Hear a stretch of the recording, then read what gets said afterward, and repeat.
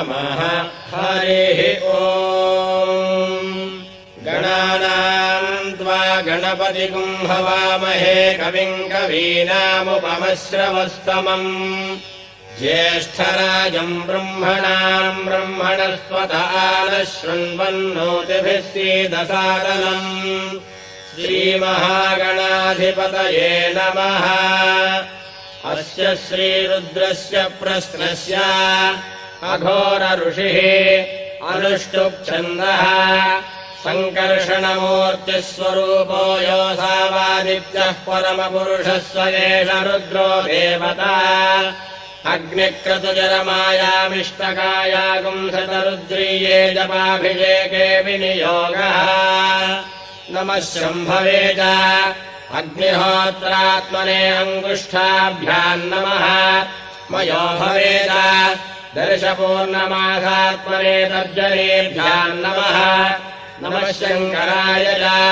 चातुर्मास्यात्मने मध्यमाभ्याम् नमः मयस्कराय च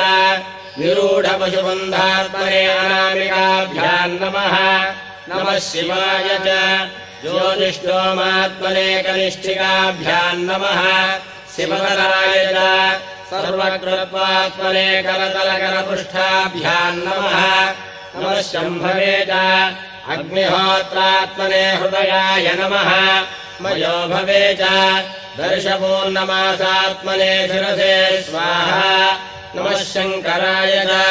चातुर्मास्यात्मने शिखायै वषट् मयस्कराय च निरूढपशुबन्धात्मने कवचायहम् नमः शिवाय च ज्योतिष्ठोमात्मने नेत्रत्रयाय वौषट् शिवतराय च सर्वकृत्वात्मने हस्त्राय फट् भूर्भुवस्सुवरोमिति दिग्बन्धः ध्यानम् आपाताळनभस्तरान्तभुवनब्रह्माण्डमाविस्फुरत् ज्योतिष्पाटिकलिङ्गमौलिविलसत्पूर्णेन्दुवान्तामृतैः अस्तोराप्लुतमेकमीशमनिशम् रुद्रानुवाकाञ्जपन् ध्याये दीक्षितसिद्धये ध्रुवपदम् विप्रोऽभिषिञ्चेत् शिवम् ब्रह्माण्डम् व्याप्तदेहाभसितहिमरुचा भासमाना भुजङ्गैः कण्ठे कालाः कपर्दाः कलितशशिकलाः चण्डकोदण्डहस्ताः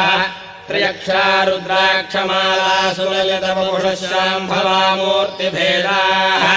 रुद्रा श्रीरुद्रसूक्तप्रकटितविभवानः प्रयच्छन्तु सौख्यम् ॐ नमो भगवते रुद्राय ॐ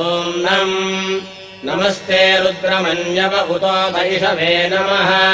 नमस्ते अस्तु धन्वने बाहुभ्यामुत ते नमः या तैषः शिवतमा शिवम् बभूवते धनुः शिवा शरव्या यातभतया न रुद्रमृडया या ते रुद्रशिवा धनुरघोरा पापकाशिनी त्वया नस्तनुभाषन्तमया गिरिशन्ताभिजागसीः यामिषम् गिरिशन्तहस्ते बिभर्षस्तवे शिवाङ्गिरित्वदाम् कुरुमाहिगुंसीः पुरुषम् जगत् शिवेन वचसा त्वा गिरिशाक्षा वदामसि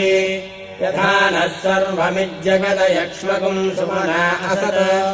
अध्यवोचदधिभक्ता प्रथमो देव्याभिषक्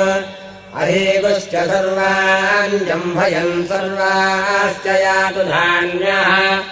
असंयस्ताम्रो अरुण उत बभ्रुः सुमङ्गलः ये चेमागुम् रुद्रा अभितो दीक्षुश्रिताः सहस्रशो वैशागुम् हेणयीमहे